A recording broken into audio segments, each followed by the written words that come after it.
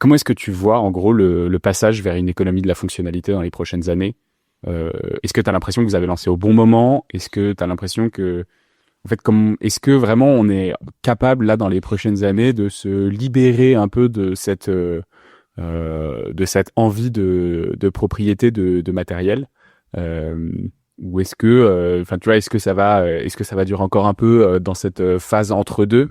J'ai l'impression qu'il y a quand même beaucoup d'applis qui se lancent. Là, il y a la fondatrice de la Climate House, Lucy Bash, donc la fondatrice de Too Good To Go aussi, qui est passée dans le podcast il y a un mois, et j'ai cassé mon micro, qui est passée dans le podcast il y a un mois, qui vient de lancer une nouvelle application de prêt de matériel, enfin de location de matériel entre particuliers. Alors pas uniquement sur l'outdoor, mais de façon beaucoup plus large. En gros, elle remplace Le Bon Coin, mais pour la location. Est-ce que du coup, tu as l'impression qu'on est dans le bon timing en ce moment? Comment est-ce que tu vois l'économie de la fonctionnalité dans les prochaines années? Alors, j'aimerais avoir une boule de cristal devant moi et pouvoir te répondre oui, on va tous se mettre à louer entre particuliers. En réalité, on a plein de choses extérieures qui viennent nous dire un peu tout et tout et son contraire. Dans le sens où aujourd'hui, par exemple, c'est de plus en plus compliqué de lever des fonds pour une boîte à impact. On a juste en 2024, on a moins 25% par rapport à l'année précédente de levée de fonds sur des startups à impact. Et moi-même qui suis un peu dans cet écosystème-là de la startup nation parisienne, on se rend compte qu'aujourd'hui, si on parle pas d'IA, si on parle pas de toutes ces technologies qui aujourd'hui commencent à prendre le pas sur plein de choses dans notre quotidien, on n'arrive pas à lever. Et ça, c'est des indicateurs qui, pour moi, sont pas des bons indicateurs, et on a quand même besoin de l'économie si en tout cas, on a besoin de coups de pouce financiers pour pouvoir créer des solutions qui vont permettre à tout le monde de changer les usages. On se rend compte aussi, je pense, la société en ce moment commence à mettre ses priorités ailleurs que sur l'environnement. Je pense que après Covid, on a eu un mouvement général sociétal qui a été de se remettre en question plein de choses de notre quotidien, remettre plein de trucs en cause. Et aujourd'hui, les gens ont plein d'autres choses qui viennent leur prendre la tête, que ce soit la situation géopolitique mondiale, que ce soit sur des questions d'inflation, juste, qui viennent du coup mettre un peu de côté des questions écologiques. Donc, est-ce que c'est le bon moment? C'est sûr que c'est un meilleur moment qu'il y a 5 ans, 10 ans. Je pense que plus le temps passera, plus le moment sera opportun.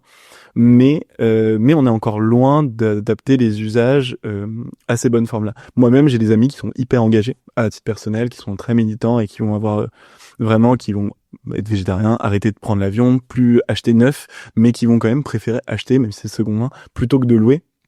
Parce que ça, c'est vraiment une autre façon de consommer, c'est un peu disruptif et on n'en est pas encore là. Alors c'est pour ça qu'on a besoin de plein d'acteurs comme Lucy Bash et son application Poppins pour faire parler de ces nouvelles façons de consommer, parce qu'il y a des gens qui pensent juste pas et qui seraient ravis de le faire, mais qui pensent juste pas. Donc on a besoin d'être plein sur le sujet.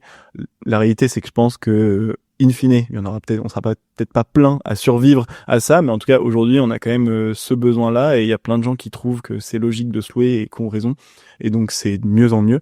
Mais dans le temps, je sais pas si c'est le meilleur moment, et j'ose espérer que ça sera de mieux en mieux, mais je peux pas en être sûr non plus. Et au-delà de ça, je pense que on parle beaucoup d'habitat partagé dans les nouvelles constructions immobilières. On parle beaucoup de co-living, de mettre en commun des espaces, mais du coup aussi par votre conséquence des objets en fait dans la communauté.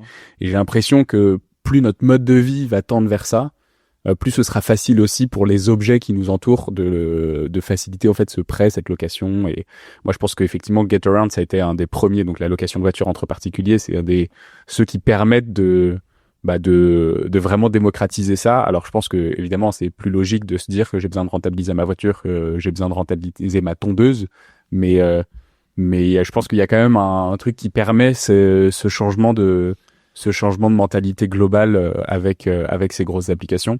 Et ça, je trouve que c'est quand même intéressant. Moi, j'ai l'impression qu'on est quand même dans un bon moment. Je pense qu'il y a 2 ans, je t'aurais jamais dit je suis prêt à mettre mes skis sur la plateforme.